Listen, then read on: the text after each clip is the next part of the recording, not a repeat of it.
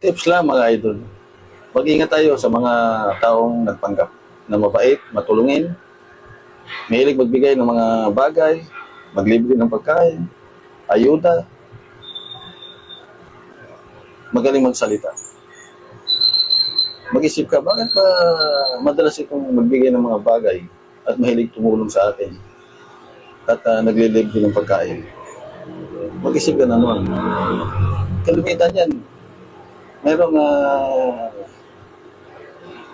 hilinging kapalit o may masamang binabala. Mga taong ganyan, kailangan dipinsaan natin.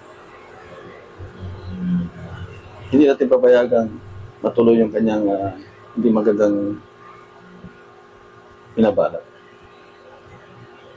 Maghanap tayo ng tama at mabuting paraan na madipinsaan natin sarili at ating pamilya.